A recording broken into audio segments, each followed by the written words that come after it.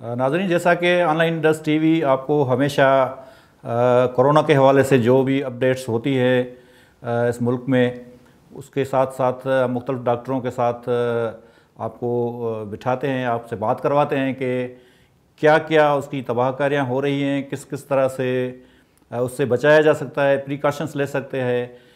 इसके अलावा और भी बहुत सारे इसके जो नुकसानात हो रहे हैं समाज के ऊपर, हमारे इकोनॉमी के ऊपर, हमारी बहुत सारी जो सेक्शंस हैं वो तबाह हो रहे हैं।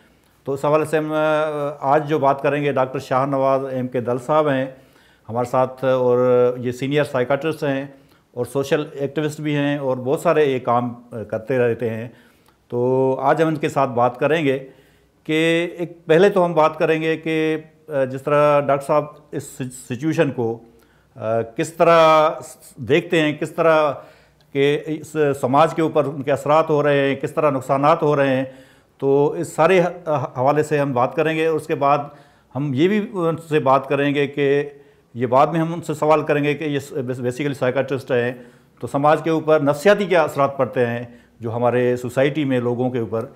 तो डॉक्टर साहब, आपको हम यहाँ आने पर खुशामदीद कहते हैं और साथ साथ आपको ये गुजारिश करेंगे कि आप इस हवाले से हमारे नाजरीन को थोड़ा इस हवाले से बताएं कि कोरोना क्या है, उसके क्या क्या नुकसानात हैं, किस तरह हम अपने आप को, अपने लोगों को बचा सकते हैं।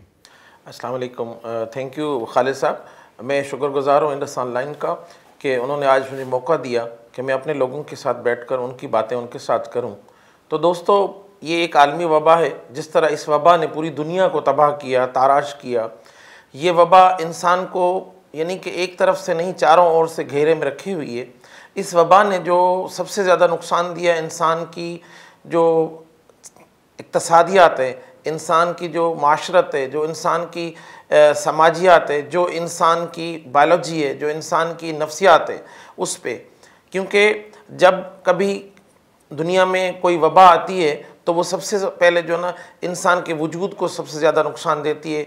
और जब इंसान का वजूद कंप्रोमाइज़ हो जाता है, जब मौत के कुएँ खुल जाते हैं, जब हर कोई कदम मौत की तरफ जाता है, अगर हम एहतियात नहीं करेंगे। जैसा कि 1.5 साल हो गया इस वबा को, और इसके वजह से तकरीबन 32-33 लाख लोग अजल का शिकार हो गए हैं। और उसके अलावा इक़्तिसादियात पूरी दुनिया की तबाह हो गई है, इकनॉमी बिल्कुल तबाह हो गई है, लोग बर्बाद हो गए हैं। गुर्बत की लकीर से नीचे जो थे वो तो और अब तरीके तरफ चले गए हैं, लेकिन वो लोग जो शाहूकार थे, जो बेहतर ज़िंदगी गुजार रहे थे, जो डेवलप कंट्रीज़ थे, उनके हालात भी अच्छे नहीं रहे हैं। ये वबा जो है ये हमें जो है ना इतना नुकसान दे रही है। हम सिर्फ करेंगे क्या? ये जो टीवी प्रोग्राम्स हैं, जैसे आज मैं आपके साथ मुखातिब हूँ इंडस ऑनलाइन टीवी के ज़रिए, तो कहने का मकसद है कि हम सब एक चीज़ ज़रूर चाह रहे हैं कि किसी न किसी तरह आपने अपने आप को या आपकी वजह से कोई इस वबा का शिकार न बने। हम ये चाहते हैं कि कुछ भी हो जाए, आप इसको फैलाने के मुर्तकब ना हो, आप इसको आगे बढ़ाने के मुर्तकब ना हो, आपकी वजह से किसी की ज़िंदगी न जाए, आपकी थोड़ी सी बदएहतियाती से, आपकी थोड़ी सी जो लापरवाही से, आपकी थोड़ी सी और किसी कावश से, किसी कोशिश से अगले 10 बंदों की ज़िंदगी ख़तरे में पड़ जाए। देखें, हम समझते हैं कि एक इंसान अगर बीमार होता है तो उसका असर सिर्फ उसके ख़ानदान के ऊपर होता है। हम समझते हैं कि उस फ़र्द की ज़ात की वजह से ही उसके ऊपर मामलात होंगे, लेकिन ऐसा हरगिज़ नहीं है। हम इस दुनिया के गोले का हिस्सा हैं, इस ग्लोब का हिस्सा हैं।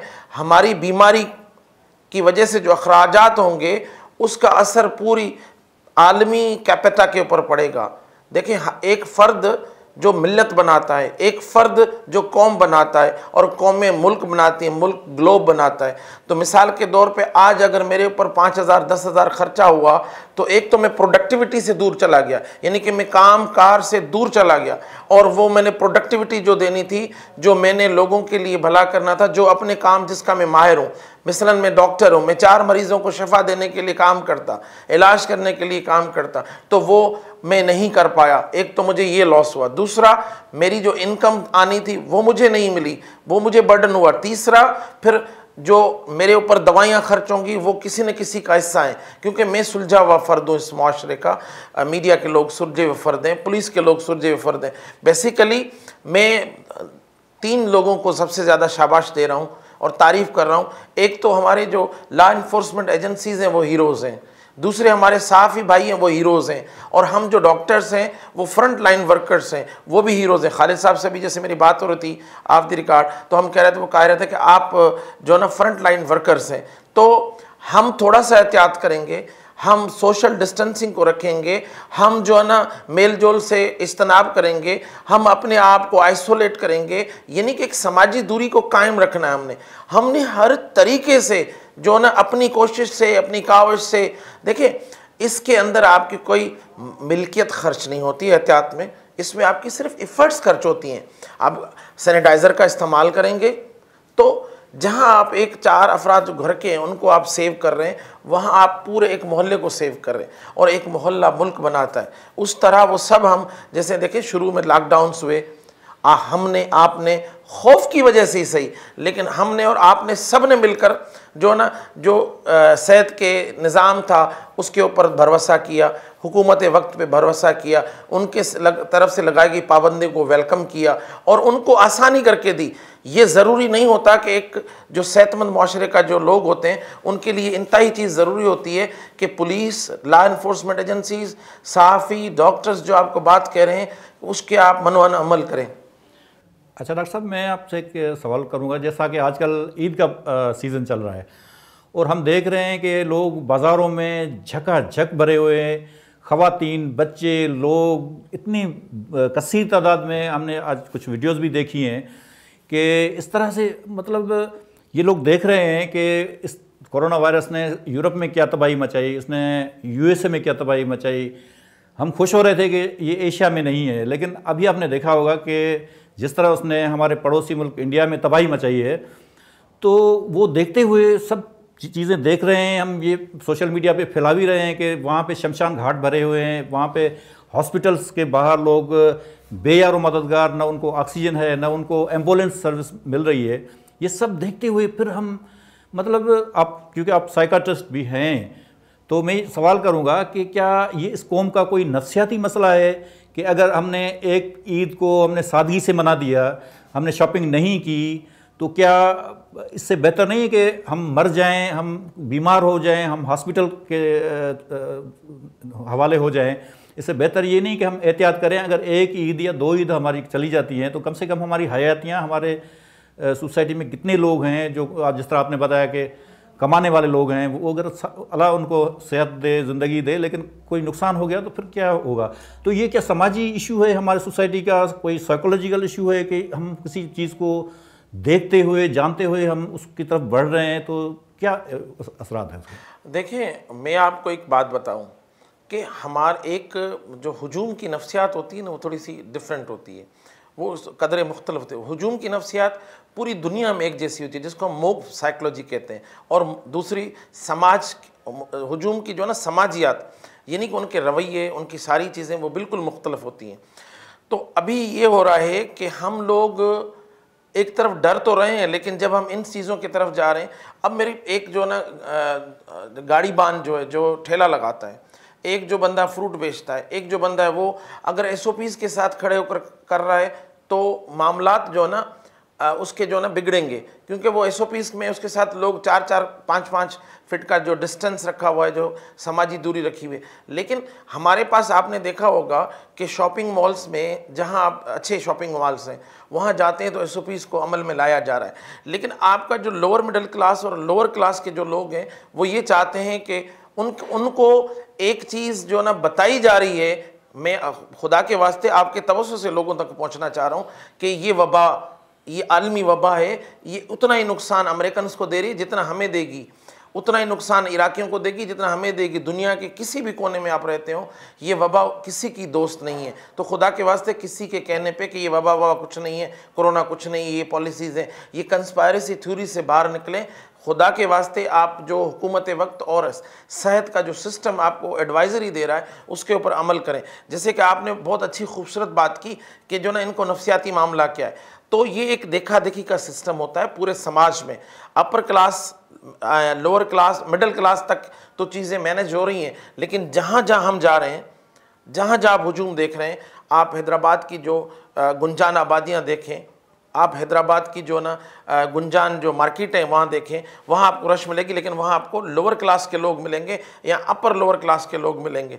तो उनको एक तो किसी ने उनके कान में भरा हुआ है कि ये बीमारी नहीं है, ये वबा नहीं है। खुदा के वास्ते एज अ डॉक्टर मैं आपको कह रहा हूँ, एक अच्छे सहाफ़ी के तौर पे आप भी कह रहे हो, और पूरी दुनिया हर मोबाइल नेटवर्क से आता है कि ये वबा जानलेवा है, इस वबा से इस तरह एहतियात करना है, समाजी दूरी रखनी है, ये करना है, सैनिटाइजर इस्तेमाल करना है। लेकिन हम एक हुजूम की नफ्सियात को आगे लेकर, आज भी मैंने, जैसे आपने कहा, आपके ही चैनल पे मैंने बहुत सारे फुटेज देखे कि हैदराबाद में मुख्तलिफ बाज़ारों में इतनी रश थी कि इंसान एक दूसरे के साथ चिपका हुआ था, एक ऐसा धक्कम पील की सूरत हाल थी। ऊपर से मैं अक्सर कहता हूं कि आप ये नफ्सियात क्यों अपनाते हैं कि पुलिस वाला या रेंजर्स वाला या आर्मी वाला आपको डंडे की जोर पे जो है ना आपको दुकान बंद कराए।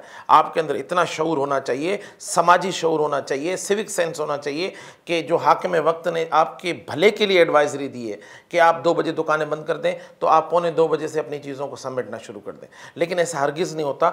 जब आप मल्टीनेशनल के मॉल्स में जाते हैं, पूरी दुनिया में जाते हैं, कि 9 बजे का टाइम होता है तो पौने 9 बजे से वो कोई किसी को इन नहीं होने देते और दरवाज़ा शटर डाउन होना शुरू हो जाते हैं ऑटोमेटिकली। तो आप हम सब अगर इस बीमारी से बाहर निकलने का नहीं सोचेंगे तो ये इंडिया आपसे इतना दूर नहीं है, ये हैदराबाद। खालिद साहब, आज आपको मैं एक और आपकी तवज्जो से बात बताना चाहता हूँ कि हैदराबाद के जितने प्राइवेट हॉस्पिटल्स हैं, जितने सरकारी हॉस्पिटल्स हैं, वो कोरोना की वजह से, कोरोना के मरीज़ों की वजह से किसी न किसी तरह पूरे जो है ना भरे हुए हैं। जगह नहीं हमारे पास वेंटिलेटर्स की, ना हमारे पास CPAP की, ना BiPAP की। सिविल हॉस्पिटल में 30-35 लोग पड़े हुए हैं, 40 पड़े हुए हैं, मुख्तलिफ हॉस्पिटल्स में पड़े हुए हैं। कहीं ना कहीं डायग्नोस्ड हैं, कहीं अनडायग्नोस्ड हैं, लेकिन कोरोना के लोग पड़े हुए हैं। तो हमें डरना बिल्कुल नहीं चाहिए, एहतियात के साथ आप ज़िंदगी गुजारें, आप अपना काम करें, आप रूटीन काम पे जाएं, मास्क पहने, ग्लव्स पहने, समाजी दूरी को कायम रखें, और अच्छे तरीके से आपको ज़ुकाम, नज़ला, खांसी और छींक आती है तो आप उसको उसी एहतियात से, जो जिस तरह जो ना WHO ने आपको हिदायत दी हैं, उनको मनोन तस्लीम करें। डॉक्टर साहब, आपने अभी जो फरमाया कि हैदराबाद के जितने हॉस्पिटल्स हैं उनमें जितने ICUs हैं वो सारे के सारे भरे हुए हैं, कोई जगह नहीं है। खुदा न खास्ता जो सूरत आलम देख रहे हैं कि जिस तरह ईद की वजह से हमें रश दिखाई दे रहा है पूरे पाकिस्तान के शहरों में, उसके साथ हैदराबाद में भी हमने आज देखा कि किस तरह लोग, यानी पूरा शहर जाम पैक था। जहाँ किसी को जाना था शहर से तो कोई 3 घंटे 4 घंटे में वो फंसा हुआ था इसी रश की वजह से, धक्कम पील की वजह से। तो आप क्या समझते हैं कि खुदा न खास्ता सूरत हाल और ख़राब हो जाती है तो फिर हम इतने लोगों को जब हॉस्पिटल्स में जगह नहीं है तो फिर किस तरह उनको वहाँ रोकेंगे? और दूसरी बात ये मैं कह रहा हूँ कि ये क्या ज़िम्मेदारी इंतज़ामिया की, हमारी हुकूमतों की नहीं है?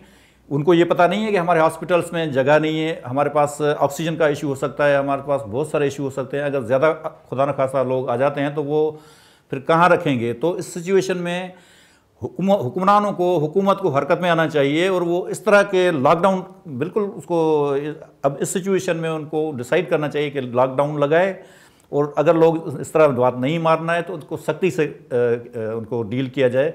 तो इस सिलसिले में आपका क्या हुकूमत से मतलब सजेस्ट करेंगे कि वो क्या करना चाहिए उसको? देखिए, बहुत अच्छा सवाल है। अभी 1-2 दिन पहले हमारे जो DHO साहब हैं, डॉक्टर लाला जाफ़र, उन्होंने और डिस्ट्रिक्ट मैनेजमेंट ने, कमिश्नर साहब, DC साहब और एक ब्रिगेडियर साहब हैं, उन्होंने एक मीटिंग की थी प्राइवेट हॉस्पिटल्स के साथ और उनसे उनके जो है ना आउटपुट लिए थे और सारी चीज़ें ली थी। तो अब इन्होंने कुछ इस तरह की कहा है कि हर हॉस्पिटल में 5, 6, 7, 8 बेडेड का एक मिनी ICU या इस तरह का कोई चीज़ अवेलेबल की जाए। और आप खुशनसीब हैं हैदराबाद के लोग कि सिविल हॉस्पिटल हैदराबाद में 5 से 6 दिन की ऑक्सीजन की मौजूदगी है, यानी कि इतनी कैपेसिटी है कि प्रेशर पड़ने पे दूसरी सप्लाई लाइन अगर कट भी हो जाए 1-2 दिन के लिए तो सिविल हॉस्पिटल हैदराबाद के पास इतना स्टॉक है कि उसके पास तकरीबन कोई 20,000 टन तक ऑक्सीजन, लिक्विड ऑक्सीजन मौजूद है। ये पिछले प्रोग्राम में मैंने कहीं बात हुई थी तो मैंने मालूम किया था। लेकिन आप जहाँ बात कर रहे हैं, हमारी आवाम चाहती है कि एक फ़ौजी हो जिसके पास लाठी हो और वो हमें हाँकता हुआ बाज़ार से बाहर लेकर जाए। हमारी आवाम चाहती है कि, दुकानदार चाहते हैं कि हमारे ऊपर एक मार्शल लॉ की सिचुएशन हो। फिर हम देखें, एक छोटे से मामले पे वो लोग एहतियात करने पे तुल जाते हैं, लेकिन ये इतना मोतमार मामला है कि कल जितना आज और इन 5-6 दिनों में रेशम गली में या मुख्तलिफ बाज़ारों में जो आपने एक दूसरे को कोरोना इजी लोड किया है, ये जब ऊपर उभर कर आएगा, जब बाहर आएगा तो एक हैवोक हो जाएगा, एक बहुत बड़ा मसला खड़ा हो जाएगा। अच्छा डॉक्टर साहब, जैसा कि कोरोना की वजह से बहुत सारे समाजी और नफ्सियाती इश्यूज़ पैदा हो रहे हैं, जिस तरह हमने देखा आज भी खबरें आ रही हैं, लेकिन लास्ट ईयर जो यूरोप में हुआ था कि लोग जो घरों में रह रहे थे, घरों में रहने की वजह से उनके इख्तलाफात बढ़ रहे थे और मियाँ बीवी के, बच्चों के, तो उसमें एक तलाक देने का रेशा जो है वो लेवल वो बहुत बढ़ गया था। वो बहुत बड़े तादाद में लोगों ने अलहदगी इख्तियार की और तलाक मतलब पूरे इस एरिया में यूरोप में तलाक़ों का जो रुझान है वो बढ़ गया था। तो यहाँ क्या समझते हैं कि यहाँ इस तरह की कोई सिचुएशन पैदा हो सकती है हमारे सोसाइटी में? देखिए, बेसिकली बहुत खूबसूरत सवाल है। आज के पूरे जो अगर इस इंटरव्यू का या इस पूरी बात का अगर आप इसको हम कहें कि ये लुबलबाब, तो यही बन रहा है कि एज ए साइकेट्रिस्ट मैं कहता हूँ कि जो यूरोप में हो रहा है, यूरोप क्योंकि न्यूक्लियर फैमिलीज़ का समाज है, वहाँ पे अकेले रहने की आदतें हैं, वहाँ पे मियाँ बीवी अलग घर में रहते हैं। हमारे पास जॉइंट फैमिली सिस्टम है तो थोड़ी सी बचत है, और दूसरा हमारे पास रिलीजियस फैक्टर ज़्यादा होता है। हम कहीं ना कहीं किसी न किसी मज़हब के साथ जुड़े होते हैं, और उसकी जो डॉक्ट्रिन होती है, जो उसकी तालीमात होती हैं, जो तबलीगात होती हैं, हम उनको कंसीडर करते हैं। एक तो ये इशू हो गया कि हमारे पास नमाज का सिस्टम है, मंदिर में जाने का या गिरजाघर में जाने का या देवल में जाने का या किधर उधर जाने का वो सिस्टम हमारे पास मौजूद है। लेकिन सवाल अपनी जगह पर बहुत वैलिड है और ख़ूबसूरत है। देखिए, मैंने आपको शुरू में कहा कि जिस्मानी तौर पर अपाहिज कर रहा है, नफ्सियाती तौर पे, समाजी तौर पे और इक्तसादी तौर पे। अब जब हम इक्तसादी तौर पे भी दिवालापन की तरफ जा रहे हैं, गुर्बत की तरफ जा रहे हैं और कम पैसे की तरफ जा रहे हैं, जॉब छूटने का खौफ है, और अगर हम समाजी दूरी नहीं रखते और आइसोलेट होकर घरों में बैठ जाते हैं, अगर मिसाल के तौर पर जिस समाज में हम रह रहे हैं उसका जो अंडर दी $1 जो ना उनका कमाई है रोज़ाना की पर कैपिटा, तो कहने का मकसद ये है कि वो बंदा जो ठेलेबान है, जो रेडी चलाता है, जो फ्रूट का ठेला लगाता है मुख्तलिफ, उसके घर में अगर फाका आ गया तो डिप्रेशन होगा। मैं आपको 1-2-4 चीज़ें बताता चलूँ कि डाइवोर्सेस जो हो रही हैं, जो एजिटेशन हो रही हैं, जो डोमेस्टिक वायलेंस हो रहा है, मियाँ बीवी के दरमियान झगड़े हो रहे हैं, बच्चों को मार कुटाई हो रही है, रवैयों के मामलात हो रहे हैं, तो वो सारी चीज़ें जो ना नफ्सियाती हैं। क्योंकि कोविड की वजह से 3 चीज़ें होंगी। स्ट्रेस डिसऑर्डर होगा, जिसको हम जहनी दबाव का डिसऑर्डर कहते हैं, पोस्ट ट्रामेटिक स्ट्रेस डिसऑर्डर होगा, उसका डिप्रेशन होगा, तशवीश की बीमारी होगी, और हम सुसाइडल भी हो गए। आपको अब जो ना आस्ते आस्ते चीज़ें रिपोर्ट होंगी कि यूरोप में इतनी सुसाइड हो गई, ये हो गया, वो हो गया। तो मेरे कहने का मकसद ये है कि हम इन सब से छुटकारा लेने के लिए हमारे पास एक ही हल है कि हम काम पे जाएं, लेकिन SOPs के साथ। हम घर से बाहर निकलें, लेकिन SOPs के साथ। हम सैनिटाइज़र अपने पास रखें, हम मास्क पहनें। मैं एज अ डॉक्टर कहता हूं कि आप ये मास्क नहीं पहनोगे तो आपको ICU का मास्क पहनना पड़ेगा, तो उससे बेहतर है कि आप ये मास्क पहनो। अपने बच्चों, देखें, हम जो मर्द हजरात हैं वो बाहर जाते हैं, वहाँ से कोरोना लेकर आकर अपनी पूरी फैमिली को ईजी लोड कर लेते हैं। तो कहने का मकसद ये है कि ये जो जितने प्रोग्राम आप कर रहे हैं, आपके जो बाकी दोस्त कर रहे हैं, वो इस अवाम के लिए, इन लोगों के लिए, हमारे लोगों के लिए। अब मैं अगर आज मुखातिब हूँ तो मैं अपने लोगों से हूँ। कहीं मेरा भाई होगा, कहीं मेरी बहन होगी, कहीं पड़ोसी होगा, कहीं मेरा कौम का बंदा होगा, कहीं मेरे मुल्क का बंदा होगा, कहीं मेरे से धरती के गोले का बंदा होगा, लेकिन उससे मैं कहीं ना कहीं जुड़ा हुआ हूँ। मैं चाहूँगा कि उन लोगों के साथ बात कर रहा हूँ वो उसको जो ना मनोअन माने। मेरी बात उनकी रहनुमाई की बात है, आपकी बात उनकी रहनुमाई की बात है, हाकिम वक्त की बात उनकी रहनुमाई की बात है। अच्छा डॉक्टर साहब, आखिर में हम एक सवाल आपसे करेंगे कि जिस तरह ये जो वैक्सीन लग रही है, वैक्सीन के बारे में भी जिस तरह लोग कोरोना के बारे में मुख्तलिफ बातें कर रहे हैं कि कोरोना नहीं है, सब कुछ इस तरह है, ये सब इस तरह है, तो कुछ लोग इसी तरह के कुछ अफवाह उसको कहें, र्यूमर्स कहे, कि वो बता रहे हैं कि लोगों को जो है ये वैक्सीन कोई असर नहीं करता, उसके साइड इफ़ेक्ट होते हैं, ये होता है। तो इस बारे में आपका क्या ख्याल है? बहुत अच्छा सवाल। अच्छा, उससे पहले मैं एक चीज़ और बताता चलूँ कि देखें, ये जो कोरोना है 70% आपको एसिम्प्टोमेटिक मिलेगा, आपको पता भी नहीं चला हो कि चला गया। 30% ये नुकसानदा होता है, 35% नुकसानदा होता है। वो लोग ज़्यादा इसके ख़तरे के नज़र हो जाते हैं जिनको फेफड़ों की बीमारियां हैं, जिगर की बीमारियां, जिनको बहुत मुतअद्दी बीमारियां पुराने ज़माने, जिनकी मुदाफ़ती निज़ाम, जिसको हम इम्यूनिटी कहते हैं, डिफेंस सिस्टम कहते हैं, वो वीक होता है। अब आते हैं दूसरे मरहले पे। जिस तरह के कोरोना के आने पे कंस्पायरेसी थ्योरी चल रही थी कि उस मुल्क ने, उसने साजिश की है, इस तरह अब हमारे जो वो भोली सी अवाम है उनके अंदर, वो जिसको कोई काम नहीं होता वो मशवरा देता है, वो कहता है कि भाई ये कोरोना ही कुछ नहीं है तो ये वैक्सीन क्या है, ये कमाने का टूल है। ऐसी हरगिज़ बात नहीं है। हम डॉक्टर्स, आप ही हज पे गए थे तो आपने फ्लू वैक्सीन लगाई थी, आपने टाइफाइड वैक्सीन लगाई थी, आपने मेनिंजोकोकल वैक्सीन लगाई थी। हमारे जितने बच्चे हैं उनको हम जो है ना 6-7 बीमारियों की जो है वैक्सीन लगाते हैं, तो फिर वो भी किसी काम की नहीं। पोलियो के कतरे पिलाते हैं। हम तो कहते हैं कि एक बाशऊर, सुलझी हुई, पढ़ी हुई लिखी कौम का सबूत देते हुए आप कतार दर कतार उस वैक्सीन के लिए जाएं। आप वैक्सीन कराएं फर्स्ट डोज, फिर आप सेकंड डोज कराएं। अभी 1-2-3 चीज़ें आ रही थी कि वैक्सीन के बावजूद भी कोरोना हो जाता है। बिल्कुल होता है। रीज़न क्या है कि अभी जो स्टडीज़ आ रही हैं पूरी दुनिया में, वो कहती हैं कि कोरोना वाला फेफड़ा और बगैर कोरोना वाला फेफड़ा, और वैक्सीन वाला के बाद कोरोना हुई और वैक्सीन से ना होने की वजह से कोरोना हुई, तो वो जाला बन जाता है, उसमें मौत ज़्यादा होती है, उसमें मौत कम होती है। अच्छा, ये साइकिल है। एक साल में आपने वैक्सीन कोरोना लगवा दी, फिर आपने हर साल लगवानी है, इसमें कोई मुज़ायका नहीं है, कोई साइड इफ़ेक्ट नहीं है। सबसे पहले पाकिस्तान में डॉक्टर्स ने लगवाई है। अगर किसी को इतना खौफ है तो हम डॉक्टर से पूछ लें।